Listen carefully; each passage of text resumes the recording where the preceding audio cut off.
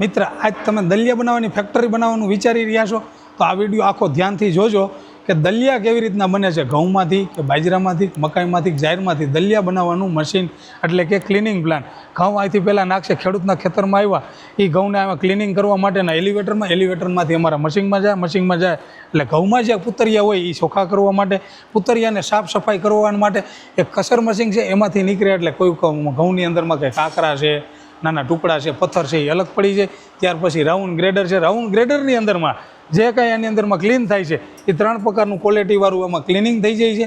કે સૌથી પહેલી ક્વોલિટી નીકળે છે એ ઝીણી ડસ્ટ હોય છે, બીજું નીકળે છે ઘઉંમાં પાણી ન મળ્યું હોય અને ઝીણા ચીપલા જેવા ઘઉં રહી ગયા હોય એ ઘઉં આમાં આવે છે. ત્રીજી ક્વોલિટી સારામાં સારા ઘઉં હોય એ આમાં આવે, એ બીજા એલિવેટરમાં જાય. આ એલિવેટરનું કામ શું રહે કે આ ઓટોમેટિક મશીન છે, દલિયા મશીન પણ ઓટોમેટિક છે, જે લાપસી ખાય અને તાકાત મળે ને એવું જ મશીનની અંદરમાં દલિયા મશીન બનાવવાનું આ તાકાતવાળું મશીન છે 10 HP-નું.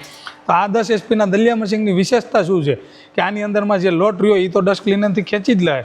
પેલું જે અહીંયા આવે છે એ 30 મેચથી જે ઝીણા જોઈએ ભાગનો દલિયા વધ્યા હોય, ફાઇનલ ક્વોલિટીના દલિયા આવ્યા, એ દલિયા અહીંયા બીજા નંબરની ક્વોલિટીમાં છે. એ સૌથી વધારે આઉટપુટ નીકળે અને સૌથી વધારે દલિયા બને એના માટેનું આ દલિયા છે. ત્રીજું આઉટપુટ છે એ મોટા દલિયા છે.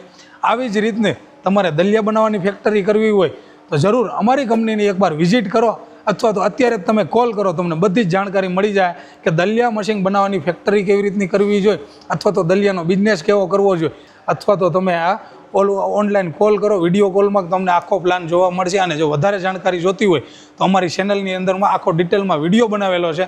તમે આ વિડીયો જોશો ધ્યાનથી તો તમને 100% આઈડિયા આવી જાય કે દલિયા બનાવવા માટે શું શું મશીનરી જોઈએ અને કેવી મશીનરી જોઈએ અને કેવા દલિયા બને છે. એકવાર જરૂર તમે અમારી કંપનીની વિઝિટ કરો, અમે જરૂર તમને બિઝનેસમેન બનાવશું.